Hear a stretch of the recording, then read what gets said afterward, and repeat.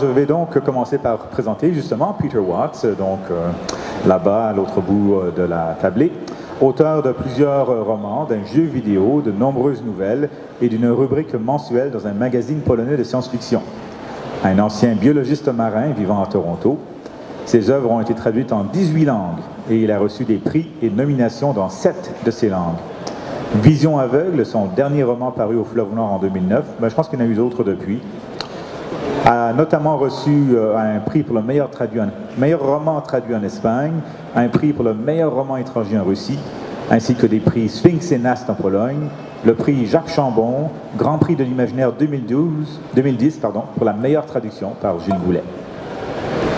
Cependant, malgré de nombreuses nominations, le roman n'a pas remporté de prix dans sa langue d'origine. D'après l'auteur, cela pourrait indiquer qu'il doit beaucoup à ses traducteurs européens et il se propose de chercher un moyen de retraduire Vision aveugle en anglais.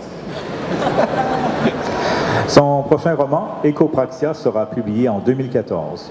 Précédemment, il a fait paraître en France Starfish, Rifter et Behemoth. Et pour citer un critique ontarien, James Nichol, on a affaire à un auteur qui est parfois d'humeur un peu noire.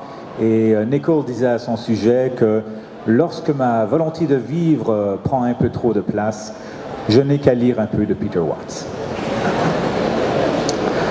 Au centre de la tablée, nous avons M. Olivier Grasset, originaire d'Ambert puis de Dôme. Olivier Grasset suit les classes préparatoires Maths Sup Bio au lycée du Parc à Lyon, avant d'intégrer en 1988 l'École nationale supérieure de géologie de Nancy. Aujourd'hui professeur à l'Université de Nantes et directeur du laboratoire de planétologie et géodynamique Nantes-Angers, il dispose d'une double spécialité, la modélisation de la structure et de la dynamique des planètes et lunes, ainsi que l'expérimentation haute pression, basse température sur les matériaux glacés du système solaire. Depuis 5 ans, Olivier Grasset consacre davantage ses activités de recherche au sein de l'Agence spatiale européenne, avec comme objectif de préparer la future mission planétaire vers le système de Jupiter, qui a été sélectionné par l'Agence spatiale européenne pour un lancement prévu en 2022. Donc, lui aussi fait de l'anticipation. En 2009, il a fait paraître Planétologie, géologie des planètes et des satellites aux éditions du Node. Alors évidemment, je pourrais sauter la présentation de la personne à ma gauche. Vous le connaissez tous, puisqu'il s'agit en fait du président de l'association des Utopiales. Mais il n'est pas ici à ce titre. Il est en fait ici en tant qu'astrophysicien au service d'astrophysique du CEA de Saclay, président de l'association et, comme je disais, du Festival international de science-fiction de Nantes. Il a publié de nombreux livres et articles de vulgarisation scientifique. Il s'intéresse notamment au rapport entre science et science-fiction. Ainsi, il analyse avec précision et humour des films comme Star Wars et Avatar, et a aussi décodé les super-pouvoirs de Superman et les aventures de Tintin. Depuis plusieurs années, il tient la chronique scientifique Scientifiction de la revue de SF Bifrost et tient également la rubrique Science et Fiction, il faut distinguer les deux, de la revue Pour la Science, avec son collègue Steyer. Ses ouvrages SF, La science mène l'enquête, et la SF sous les feux de la science pour les éditions Le Premier, permettent d'aborder des thèmes de la science-fiction grâce aux outils de la physique. Il a aussi signé Faire de la science-fiction avec Star Wars, Mission Caladan avec Claude Eken et Les extraterrestres expliqués à mes enfants. Je pense que tout le monde est maintenant prêt à les entendre. Alors nous allons commencer par faire un peu de vulgarisation éclair. Je vais lancer quelques questions au sujet de certains des corps principaux du système solaire que nous avons eu l'occasion d'explorer depuis pratiquement une cinquantaine d'années. Et donc, en guise d'entrée en matière, je rappelle justement que nous vivons un âge d'or de la découverte du système solaire, en particulier depuis le lancement des premières sondes durant les années 60. Toutes les planètes, plusieurs satellites, quelques astéroïdes et une poignée de comètes ont été visitées, frappées ou observées de près. En 2015, année faste, 2 planètes naines, Cérès et Pluton, seront visitées pour la première fois, ce qui complétera le tour de toutes les catégories d'objets du système solaire. Disons que la visite du Soleil est un peu difficile, mais il y a déjà eu des sondes qui se sont rapprochées autant que possible du Soleil. D'un point de vue historique, on ne peut comparer cette période qu'à celle qui a suivi la découverte du télescope, mais qui à l'époque s'est étalée sur 2 siècles et non pas sur seulement 50 ans. Alors maintenant, je vais me tourner effectivement vers mes participants avec des questions éclairs. Essentiellement, on va commencer par la planète qui fascine tout le monde dans la science-fiction et aussi beaucoup de monde hors de la science-fiction. Qu'avons-nous appris de neuf et de passionnant récemment au sujet de Mars? Je vais commencer par M. Lehoucq. Excusez-moi. Alors, de neuf sur Mars, en fait, on sait beaucoup de choses sur Mars maintenant, puisqu'on a envoyé évidemment un certain nombre de robots. Vous avez tous entendu parler d'abord du robot Sojourner. C'était un petit robot qui avait en gros la taille d'une boîte à chaussures, et puis ensuite Curiosity, Opportunity et Spirit, qui étaient des robots un peu plus gros, et puis enfin Curiosity qui est maintenant en gros comme une voiture, comme une petite voiture qui fait 900 kg. Donc on a appris énormément de choses sur Mars, sur sa géologie, son évolution.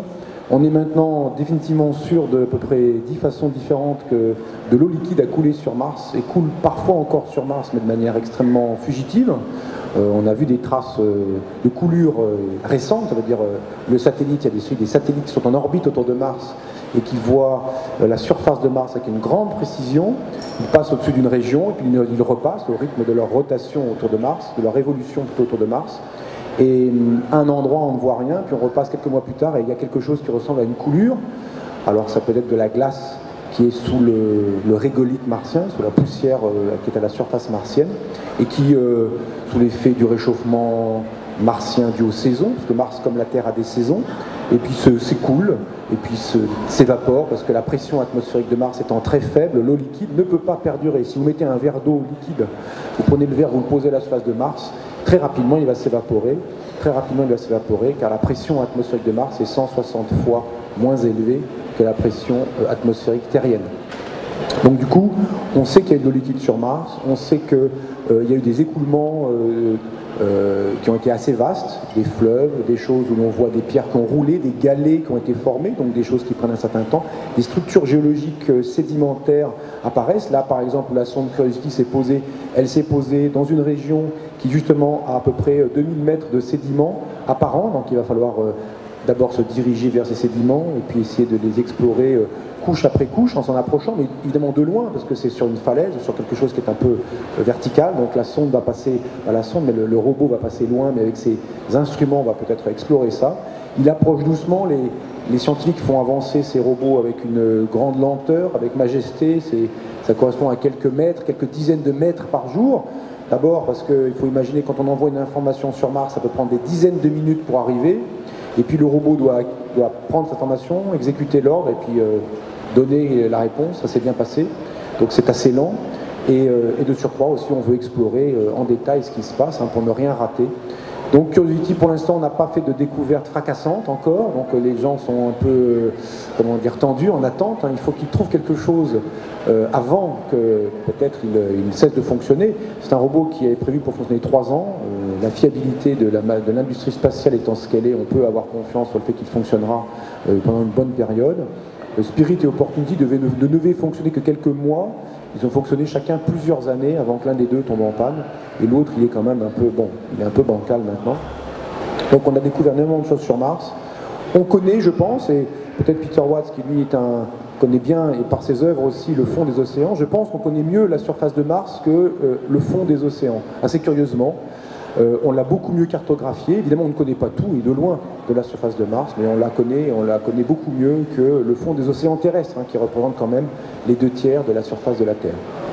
Donc voilà ce que je peux dire. Moi, je ne suis pas un spécialiste de Mars, bien sûr, mais ce que je peux dire sur Mars, c'est pour laisser la parole ensuite à mes collègues. Oui, déjà je confirme. On connaît beaucoup mieux Mars que la Terre, et pas seulement le fond des océans, mais même la surface des continents, puisqu'en réalité, tout ce qui est satellite terrestre est perturbé par l'atmosphère et la végétation, ce qui fait qu'on connaît beaucoup mieux Mars, qui n'a pas une grosse atmosphère et pas une grosse végétation, c'est le moins qu'on puisse dire. Et donc on a énormément plus de détails sur l'ensemble de la minéralogie et de la topographie martienne que ce qu'il y a sur la Terre, au niveau du détail. Pour ce qui est de vraiment nouveau, tu as très bien resitué le contexte historique de l'exploration.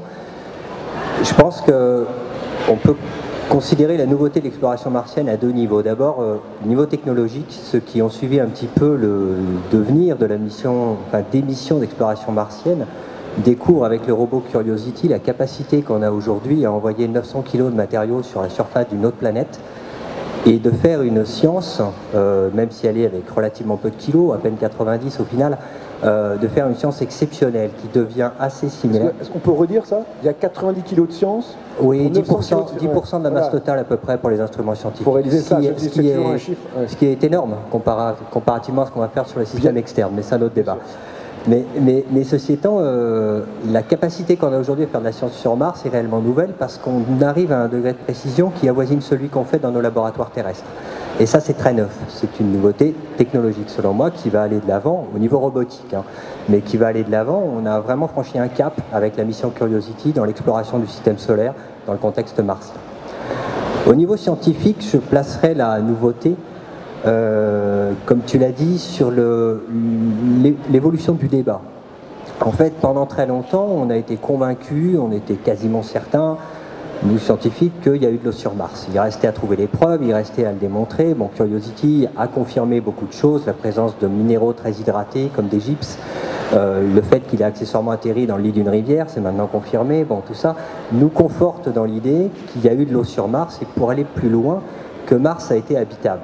Dans le contexte habitable, il y a de l'eau, il y a de l'énergie disponible, il y a une atmosphère pour ce qui nous concerne, et puis aussi il y a cette capacité à avoir les conditions de pression-température cohérentes avec l'apparition possible d'une vie. Nous sommes convaincus que sur Mars, ça a été le cas, nous sommes aussi convaincus que ça a disparu il y a un peu plus de 3 milliards d'années, même franchement plus que 3 milliards d'années. Le débat a évolué aujourd'hui, et Curiosity est sur ce problème-là, à ce qui est devenu un fait, à comment ça s'est passé. Pourquoi une planète comme Mars, qui a été comme la Terre à un moment donné, ne l'est plus? Qu'est-ce qui fait qu'une planète un peu trop petite, un peu trop loin du Soleil, a évolué d'un contexte purement habitable qui est celui de la Terre à un contexte extraordinairement hostile qui est celui de Mars aujourd'hui? Le débat scientifique aujourd'hui, il est là-dessus. Une grande partie des orientations de la mission Curiosity, c'est ça. Les missions qui vont suivre, c'est toujours ce même débat. C'est aller vers cette compréhension de ce qui fait que la Terre est unique dans le système solaire. Le débat scientifique, dans sa globalité sur Mars, a évolué vers ce contexte-là. Voilà, pour aussi augmenter un petit peu la vision de l'exploration martienne aujourd'hui. Okay, well, as the sort of the token biologist, I'm going to sort of go where angels fear to tread and talk a little more about the lice issue, and also as a complete ignoramus next to actual astrophysicists and planetologists. I expect that much of what I say is outdated or wrong, and I expect to be corrected. In fact, I count on being corrected because a lot of this stuff that I remember is a few years old at least. One of the more recent discoveries that I've heard about or just sort of read about, not as an expert but as a layperson, was the possible existence of small pockets of methane a few years back, which could have been the result of some kind of microbial life or some kind of geochemical process. It was quite exciting for a while. More recent results apparently have contradicted that in the sense that sort of the overall methane concentration in Mars's atmosphere seems way down below the level at which any kind of methanogenic bacteria might have produced it. So my understanding is that there's still some controversy as to whether or not anything is metabolizing that still exists on the planet. Accepting that absence of evidence is not evidence of absence, there still isn't any evidence of life on Mars. However, going back a few billion years, as has already been mentioned, there is apparently a fair amount of biochemical evidence to suggest that Mars was actually a more hospitable birthing place for life than Earth was at the same time. I'm not familiar with the details, but my understanding is something to do with the the catalytic role of electrolytic clays in essentially taking biomolecules and sort of mushing them together into something that developed into a metabolism or a metabolizing system. Apparently there are certain stepping stones in that process which could happen much more easily under Martian conditions than could have happened under Earth conditions. And this has added a little bit of fuel to the suggestion that we are in fact all ultimately Martians, that it's more parsimonious perhaps to assume that life got its start on Mars, and then after having made those initial critical steps, hitched a ride on an asteroid and landed on Earth, which isn't that outlandish, given that many of the biomolecules and so on that arrived at Earth in one way or another probably came from comets or from outer space anyway. There's a fair amount of biochemistry that occurs in space. So I am holding out hope that we will find something on Mars that might still metabolize, and if science fiction writers are extremely lucky, it will prove to be pernicious and will create some kind of a plague and will produce all sorts of storytelling ideas. What have I said that is completely obsolete and wrong at this point?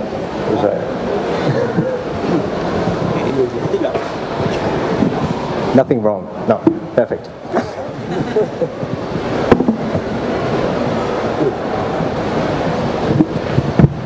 Comme écrivain de science-fiction moi-même, je confirme que souvent, on est d'abord intéressé par la question de savoir s'il y a de la vie ailleurs.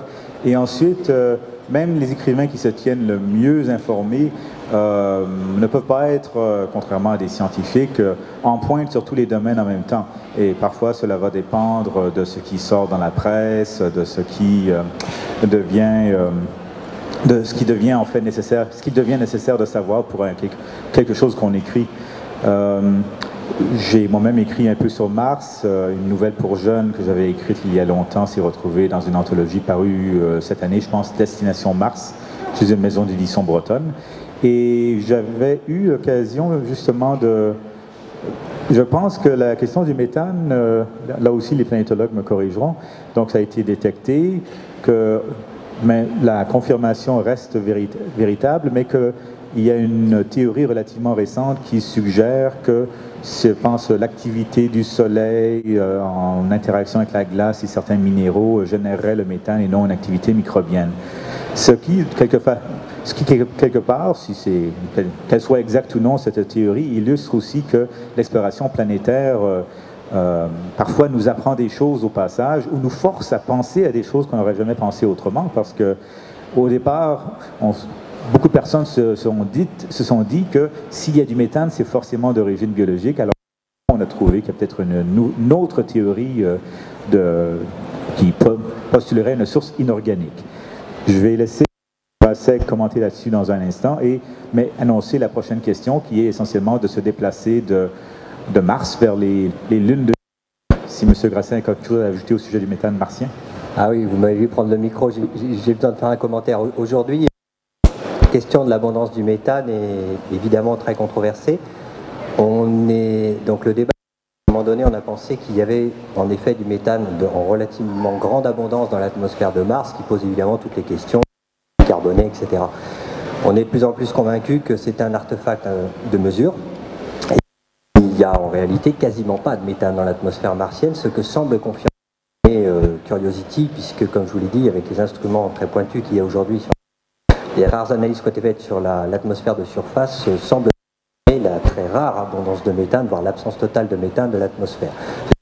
Confirmé par c'est un des objectifs d'une des missions à venir qui va être justement sur la composition précise de l'atmosphère martienne, mais vous l'avez compris, je fais plutôt partie des sceptiques qui pensent que ce débat sur l'atmosphère du méthane est en réalité associé à non pas une erreur, mais une mauvaise interprétation des analyses qui ont été faites sur une récente mission. Voilà. Mais le problème, ça fait partie de l'activité scientifique, mais aujourd'hui, le débat a évolué vers plutôt une quasi-absence de l'atmosphère martienne.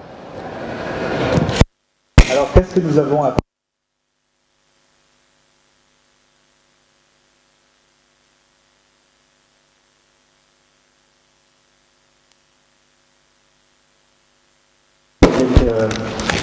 assez bien les lunes de Jupiter depuis quelques années.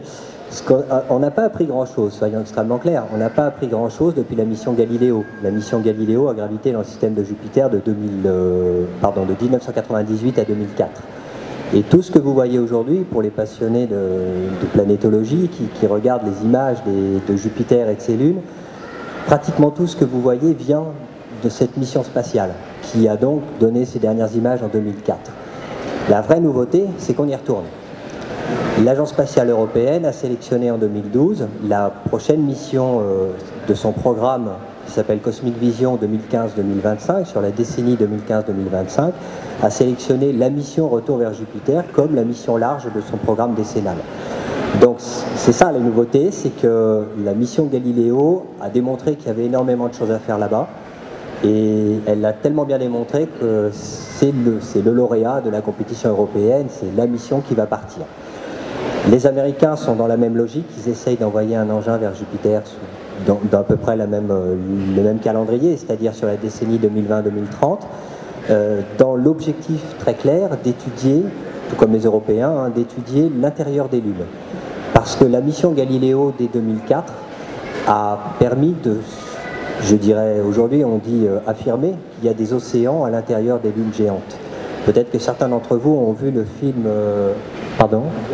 des lunes glacées, ce que j'appelle les lunes géantes, parce que je rappelle Ganymède, la plus grosse, est plus grosse que Mercure par exemple, hein, c'est vraiment des très grosses lunes.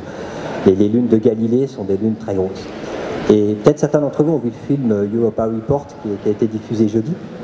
Bon, il y a beaucoup de choses sur lesquelles on pourrait débattre, mais c'est pas le sujet du jour. Mais le fond du problème, qui est envoyer une mission spatiale pour caractériser les océans des lunes de glace, est complètement justifié. C'est-à-dire qu'aujourd'hui, nous sommes convaincus par l'analyse des champs magnétiques et les perturbations du champ magnétique qui est créé par les lunes elles-mêmes, qu'il existe des courants conducteurs à l'intérieur de ces lunes, c'est-à-dire des océans salés, très probablement salés. Quel type de sel, il y a des débats là-dessus, mais il y a des océans salés autour de Jupiter, et attention, c'est pas des petits trucs. On parle pour Europe, c'est le plus petit, c'est un océan qui va faire 100 km de profondeur. Par rapport aux 4500 mètres des océans terrestres, c'est relativement important. Europa, c'est le plus petit. Sur Ganymède et Callisto, les deux grosses autres lunes de Jupiter, on pense plutôt à des océans qui font 300 à 400 km d'épaisseur. Donc il y a de l'eau liquide, salée. Ça n'a rien à voir avec il y a de la vie ou pas, ce qui est le débat de ce fameux film Europa Report, que j'ai personnellement bien aimé, mais malgré beaucoup d'invraisemblances. Mais la nouveauté aujourd'hui qui justifie les missions vers Jupiter, en dehors de la planète géante elle-même, c'est que dans ces lunes, nous sommes aujourd'hui convaincus qu'il y a un environnement habitable. Voilà, on en est à ce stade-là. Il va falloir attendre 2030, parce qu'on part en 2022 s'il n'y a pas de report, et il faut 7 ans de voyage. Mais en 2030, on se retrouve et on vous donnera les nouveautés sur les lunes de Jupiter. Ces océans, ils sont sous une croûte de glace, ils sont pas. Enfin, je dis ça pour ceux qui sont moins aguerris scientifiquement. On n'arrive pas sur Europe et hop, on se pose à la surface de l'eau et on fait des petites manips. Oui, pardon. Il va falloir. Précision très importante. Je dis ça parce que. Il fait moins 120 degrés là-bas en surface, et donc les océans dont on parle sont au minimum à quelques kilomètres, plutôt quelques dizaines de kilomètres de profondeur sous la glace, dans le cas d'Europa, et plutôt une centaine de kilomètres sous la glace au niveau de Ganymède et Callisto. Donc, n'imaginez pas qu'on va y accéder. On va les caractériser, c'est des choses qu'on peut faire depuis l'orbite, c'est compliqué, mais c'est notre métier. On va les caractériser, mais n'allez surtout pas imaginer qu'en 2030, on va envoyer des engins qui vont étudier les océans et rentrer dedans. Et on n'est pas du tout dans un contexte où ce sont des environnements qu'on va explorer facilement. Hein. Il faudrait envoyer Bruce Willis, précision bien sûr. Très importante. Bien sûr, Bruce Willis, le grand frère, celui qui fait des trous partout. Une qui est intéressante, elle est moins intéressante qu'Europe pour cette possibilité d'une vie à cause d'Europe qui a donc cet océan sous-glaciaire. Elle est intéressante parce qu'il s'y passe des choses qu'on ne trouve que sur Terre, qui est le volcanisme, c'est la lune Io, où il se passe un volcanisme de roches liquides. On parlera peut-être tout à l'heure des lunes de Saturne. Il y a un autre volcanisme assez curieux qui se produit, mais qui est un cryovolcanisme, un volcanisme de basse température. Et sur Io, c'est toujours assez stupéfiant de voir ces images où l'on voit des volcans en activité à la surface de Io. C'est le seul endroit du système solaire, à part la Terre, où il y a encore des volcans en activité.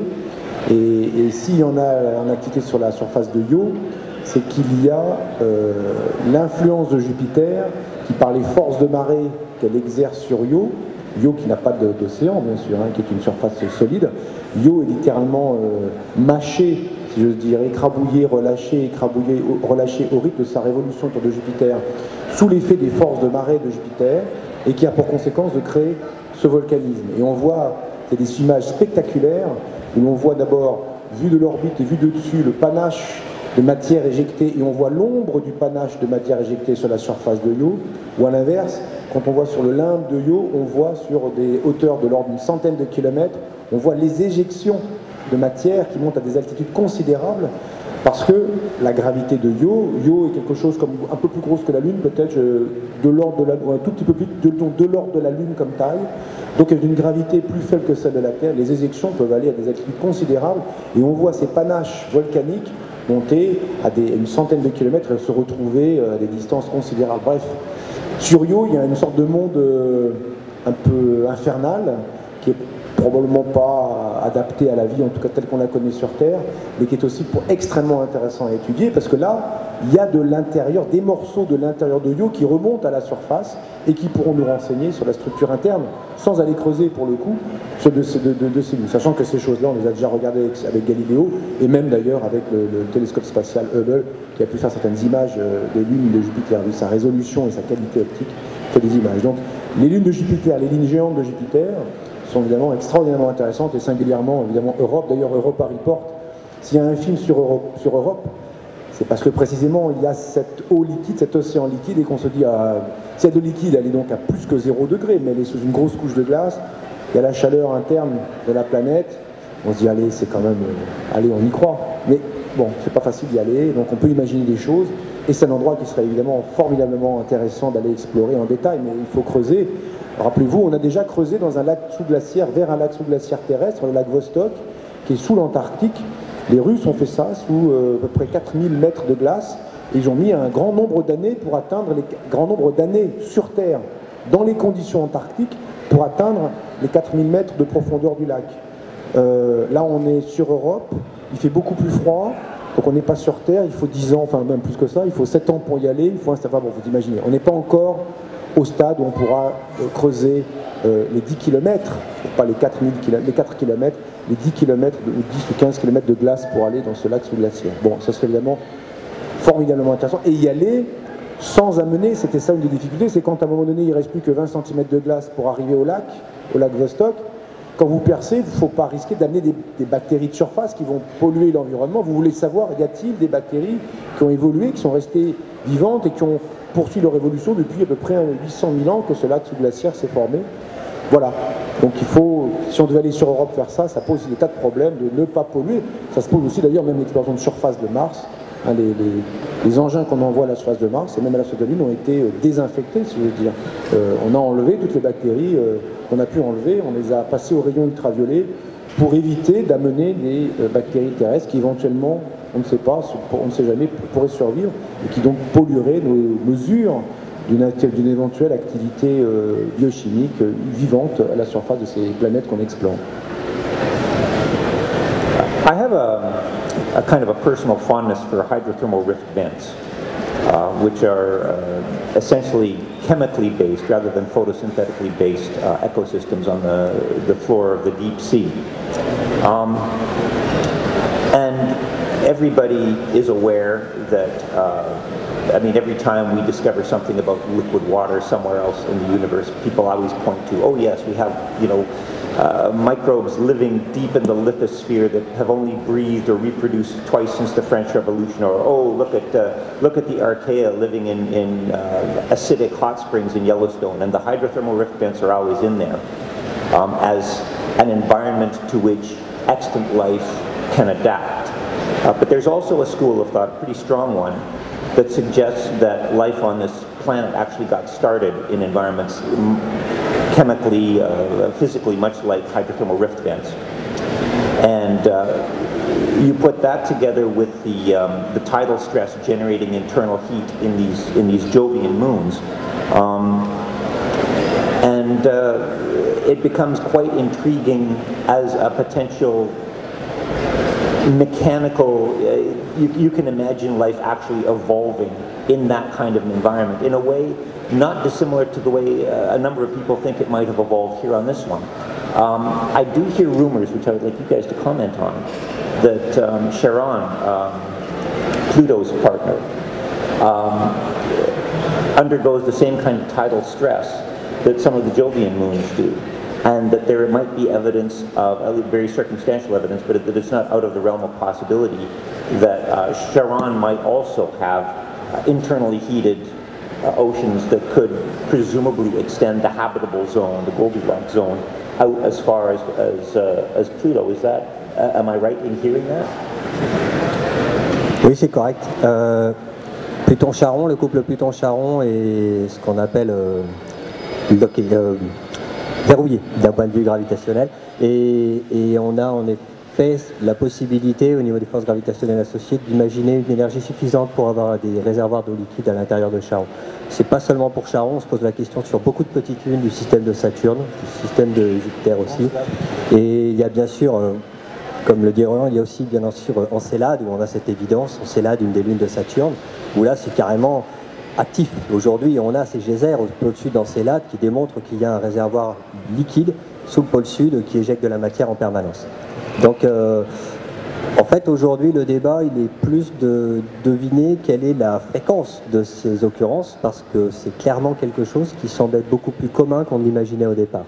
Ça reste à prouver, mais tous les modèles vont dans ce sens que finalement, c'est sans doute quelque chose d'assez commun, d'avoir ces réservoirs d'eau liquide, soit globaux, soit locaux, sous des épaisses croûtes de glace au niveau du système solaire externe.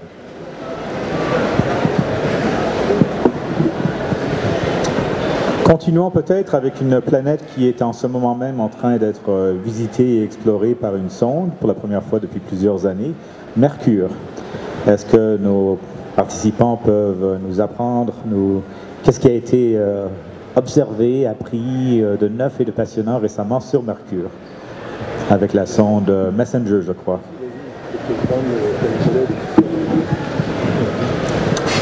Alors Mercure, c'est un autre monde. Mercure, on est près du Soleil. Vous savez, c'est une relativement petite planète.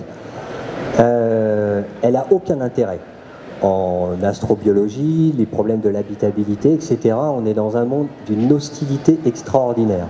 Pas d'atmosphère, pas de champ magnétique propre. D'un côté, il fait très chaud, de l'autre, il fait extraordinairement froid. C'est bloqué, hein. Il y a une partie jour, une partie nuit, et ça ne se mélange pas. L'horreur.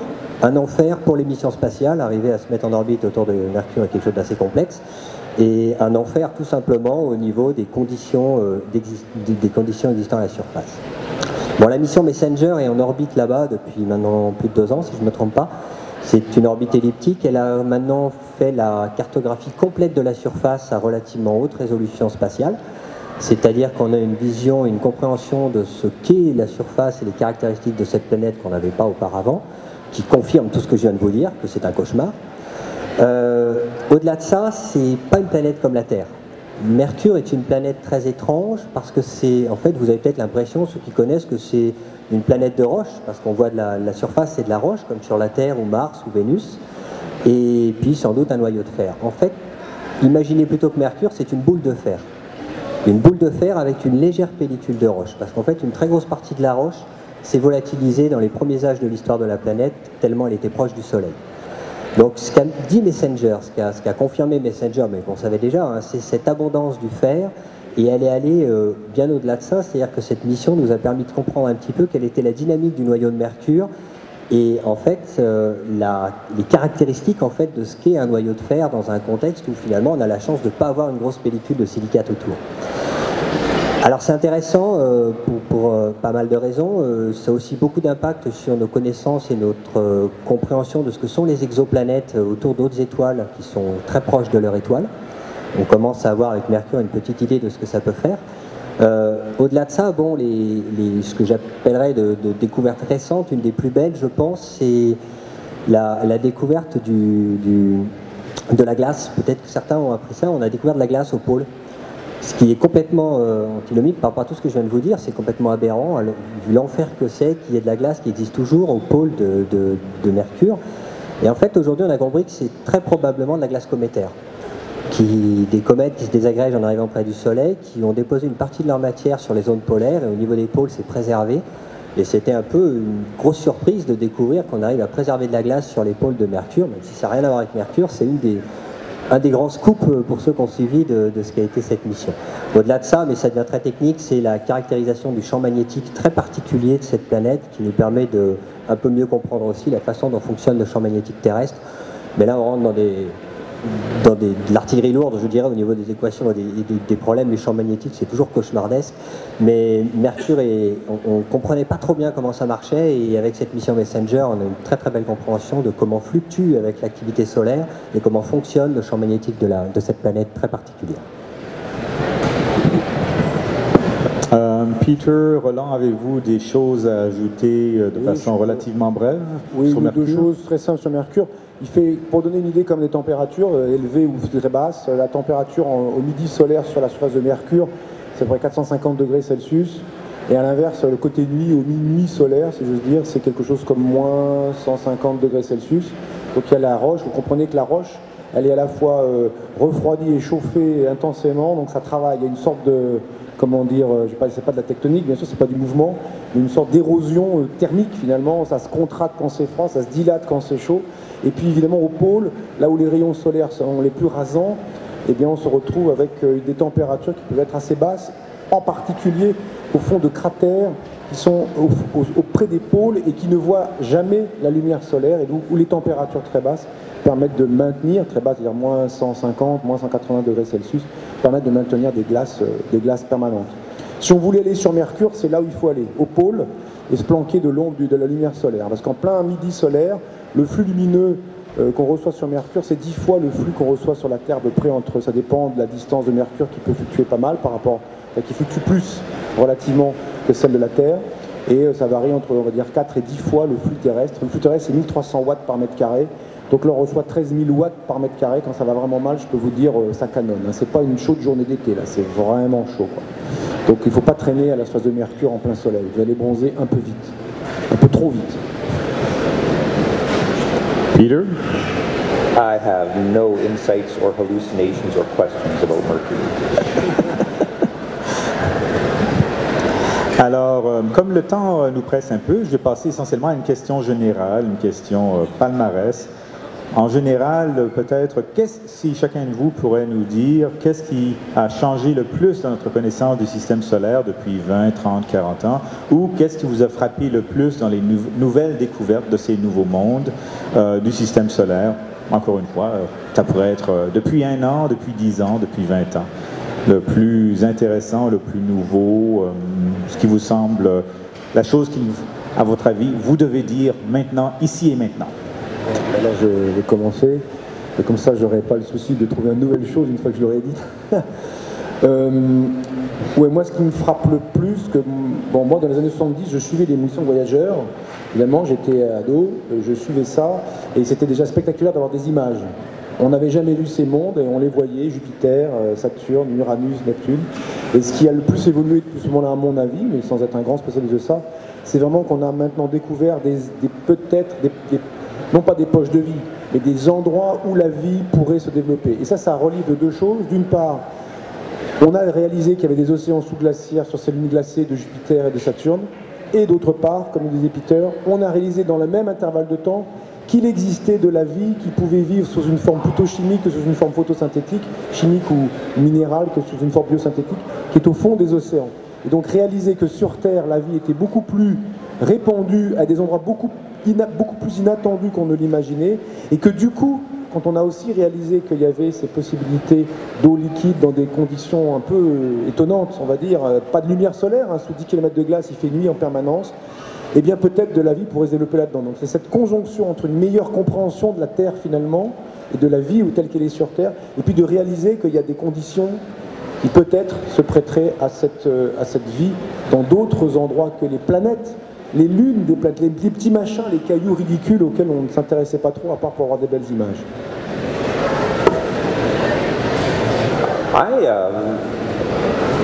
The most interesting paradigm shift I've experienced is getting us off the planetary surfaces entirely and looking at things like asteroids and comets, believe it or not. I mean, we found fatty acids, which is an essential component of cell membranes, for example, on asteroids.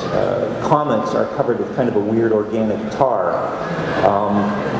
NASA's been working on something called a deep space simulator for over a decade now, I think, where they basically just take basic compounds, carbon monoxide, ammonia,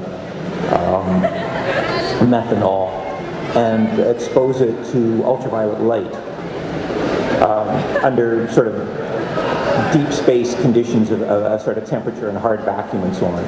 And they've, as a result of these experiments, they've developed hundreds of different types of organic molecules. Now that in itself isn't all that surprising. I mean, we've known for a while that there's a lot of aldehydes and acids and so on floating around in molecular dust clouds. Basic biochemistry seems to be pretty common in deep space.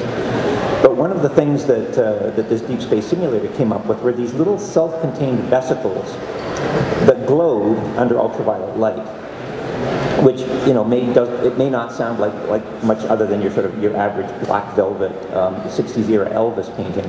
But when you actually think about what's going on, you're talking about a self-contained membrane-enclosed system that converts one form of energy to another, which is at least a rudimentary step towards a metabolism. That particular paper that I'm basing that on came out, I think, in 2001. And they were very careful the authors were very careful to talk about, basically to talk about origin of life on Earth. This was essentially how they were regarding it. But in an unguarded moment, one of those authors in an interview allowed that there could probably be some really, really interesting and complex biochemistry happening in the hearts of comets, which are, after all, mainly made out of water. And you're also talking about an object which essentially sort of comes in this parabolic orbit, spends a lot of time close to the sun, and then millions of years out in deep space. There's a huge range of sort of heating and cooling that goes on that could act as a fairly catalytic thermal regime for certain types of biochemistry. I think maybe we should start looking away from planets and onto things like comets as a possible abode for life. One other tiny comment I'm going to make is there's also some very, very small circumstantial evidence perhaps for some kind of atmospheric microbial life on Venus. If you pay attention to a guy called Schultz-Mekaj out of University of Texas. Apparently the upper levels of Venus are absorbing way more ultraviolet than they have any right to biochemically. Again, I read this like 5-6 years ago, so this may have been completely disproven since then. But some kind of photosynthetic pigment might account for that, from what I've been told. So nobody's really looking for anything particularly intelligent that's going to build any kind of interstellar flying saucers. But I remain hopeful that we could find at least something with a metabolism in a much wider range of physical environments than we're even looking at even early in the 21st century at this point. Je vais faire le mauvais élève, je ne vais pas répondre à la question. C'est mon droit. Pour une raison simple, c'est que je peux pas prendre parti. Toutes les découvertes actuelles, suivant son domaine de compétences, la découverte des champs magnétiques induits des lunes de Jupiter, la découverte des lacs de méthane sur Titan, la découverte de l'impact du vent solaire sur l'atmosphère de Vénus parce qu'il n'y a justement pas de champ magnétique, la cartographie complète de Mars, tout en soi, suivant son domaine de spécialité et suivant ses préférences, est nécessairement ou logiquement la grande découverte, parce que chaque nouvelle mission aujourd'hui apporte des découvertes. Donc j'ai évidemment mes préférences, mais c'est mon problème. Je vais répondre donc différemment. De mon point de vue, qui baigne dans le milieu à longueur de journée, ce qui est exceptionnel depuis maintenant 20 ans, c'est qu'on a réalisé qu'on ne peut plus y aller tout seul. Je vous dis, la France ne peut pas faire une mission dans l'espace. Les États-Unis, contrairement peut-être à ce que beaucoup de gens croient encore, la NASA toute seule ne peut plus faire une mission vers le système solaire externe toute seule. Ça n'est plus possible. L'hostilité de l'espace, l'hostilité de ces mondes dont on a parlé pendant presque une heure est tellement grande que les missions qu'on veut envoyer aujourd'hui, qui ne sont plus des missions de découverte, mais des missions de caractérisation, des missions d'études détaillées, nécessitent des compétences, des technologies extrêmement sophistiquées qu'aucune agence spatiale ne peut se payer toute seule aujourd'hui, compte tenu du contexte, compte tenu des choix qui sont faits. Toute mission aujourd'hui est une mission, je parle des grosses missions, hein, bien sûr il y a des missions d'opportunité, mais toutes les grosses missions dont on a parlé sont des missions très très clairement internationales, avec une très forte internationalité. C'est de plus en plus vrai et ça va aller de plus en plus vers ça. Le robot Curiosity dont on a beaucoup parlé est évidemment un projet NASA avec une contribution européenne extrêmement forte. La mission JUICE dont on a un peu parlé qui part vers Jupiter est un projet européen avec des instruments américains, un bras pour le magnétomètre qui sera de l'agence japonaise, des contributions du Canada, etc. C'est une mission mondiale. Et je crois, si je devais, mon point de vue sur ce qui est réellement nouveau sur ces 20 dernières années, c'est qu'on n'a plus le choix. On doit évoluer de missions qui restaient quand même dans un contexte de compétition assez clair, même si la compétition reste importante. On doit évoluer vers un contexte de missions d'exploration du système solaire qui sont des missions très très clairement à très forte internationalité avec un potentiel indispensable de l'ensemble des forces vives existantes sur le monde entier dans les agences spatiales. Ça, c'est pour moi la vraie nouveauté. Et j'en ajouterai une autre, pour sortir du domaine du système solaire, il y a quand même ces découvertes de la millième exoplanète, peu importe le débat, si c'était la millième ou pas. Aujourd'hui, le débat scientifique a explosé. Le système solaire n'en est qu'un parmi tellement d'autres. Je crois que, comme du coup, je suis affranchi de mes propres compétences, cette découverte qui a été faite de la première exoplanète et puis maintenant de l'évolution du débat sur un contexte multiplanétaire au sens multisystème solaire est selon moi une très très grande révolution de ces dernières années. Alors malheureusement nous n'avons, je ne crois, pas le temps de prendre des questions. Alors tout ce qui reste à faire, c'est de remercier les participants.